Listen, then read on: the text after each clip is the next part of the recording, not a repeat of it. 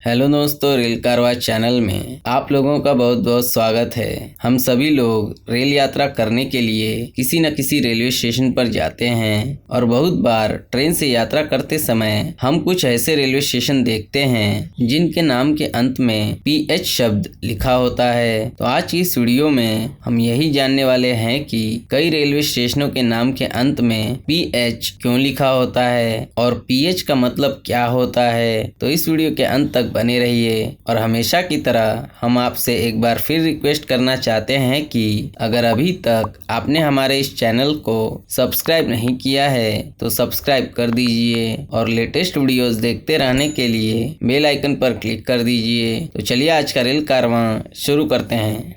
PH station वास्तव में एक पैसेंजर हॉल्ट स्टेशन होता है। रेलवे नियम पुस्तिका के अनुसार एक स्टेशन वह स्थान है जहां रेल यातायात में देरी होती है और काम करने की प्रणाली के तहत ट्रेनों को लाइन क्लियर दी जाती है। ऐसे सभी स्टेशनों को ब्लॉक स्टेशन के रूप में जाना जाता है। कार्यप्रणाली और कुछ अन्य मानदंडों के आधार पर A, B, C या विशेष श्रेणी के स्टेशनों के तहत इन्हें वर्गीकृत किया जाता है, लेकिन PH स्टेशन पर ऐसी कोई गतिविधि नहीं की जाती है, इसलिए उन्हें गैर ब्लॉक या D श्रेणी के स्टेशनों के अंतर्गत वर्गीकृत किया जाता है। PH शब्द का उपयोग छोटे स्टेशनों के लिए किया जाता है जहां न तो लूप लाइन के रूप में कोई रेलवे कर्मचारी तैनात होता है और न ही कोई सिग्नल होता है। ऐसे स्टेशनों पर बहुत कम सुविधाएं होती हैं। इन स्टेशनों पर पैसेंजर ट्रेनों का लोको पायलट 2 मिनट के लिए अपने आप रुकता है और अपने आप शुरू होता है। इसके लिए उन्हें मंडल रेल प्राधिकरण के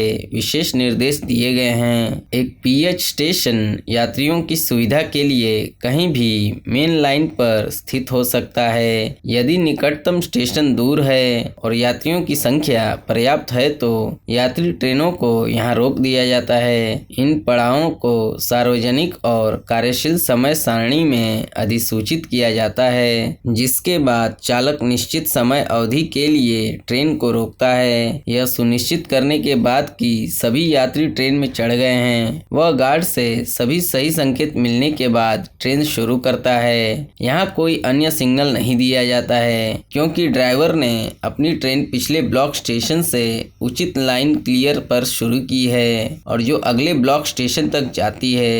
और ध्यान देने की बात यह है कि इन स्टेशनों पर लंबी एक्सप्रेस ट्रेनों को नहीं रोका जा सकता क्योंकि प्लेटफॉर्म की लंबाई पर्याप्त नहीं होती है। इसलिए यहाँ केवल छोटी पैसेंजर ट्रेनें ही रुकती हैं और अन्य सभी मेल, एक्सप्रेस, सुपरफास्ट ट्रेनें यहाँ बिना रुके ही चली जाती हैं। इन स्टेशनों पर रेलवे टिकट बेचने के लिए रेलवे एक स्थानीय ग्राम के व्यक्ति को कमीशन के आधार पर संविदात्मक शुल्क देता है। ये स्टेशन जनता की मांग पर खोले जाते हैं। एक परीक्षण पड़ाव 6 महीने या उससे अधिक के लिए दिया जाता है। यदि पर्याप्त संख्या में टिकट बेचे जाते हैं तो यह पड़ाव नियमित हो जाता है। यात्रियों की सुविधा के नाम पर रेल लेवल प्लेटफॉर्म और टिकट बेचने के लिए एक छोटा कमरा और शेड का निर्माण किया जाता है। चालक इन PH स्टेशनों की किलोमीटर संख्या के बारे में अच्छी तरह जानते हैं, इसलिए गति को नियंत्रित करने और उचित स्थान पर रुकने के लिए अभी भी ऐसे स्टेशनों के दोनों सिरों पर कुछ सीमांकन तय किए गए हैं जो ड्राइवरों को ट्रेन को सही ढंग से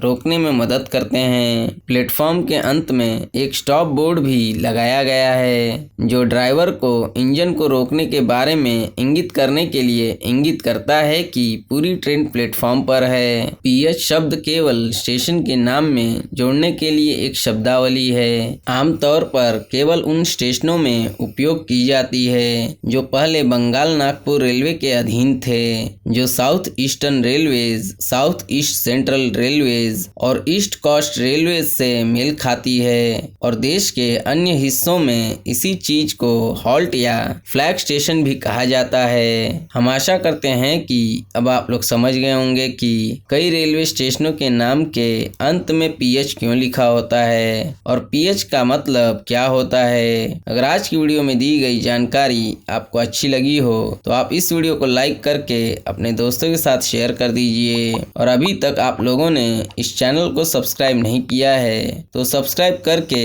बेल आइकन पर क्लिक कर दीजिए, क्योंकि इस चैनल पर भारतीय रेलवे से जुड़ी सभी जानकारी आपको मिलती रहेगी। और वीडियो देखने के लिए धन्यवाद। तो फिर मिलेंगे किसी दूसरी वीडियो में, तब तक के लिए बाय बाय।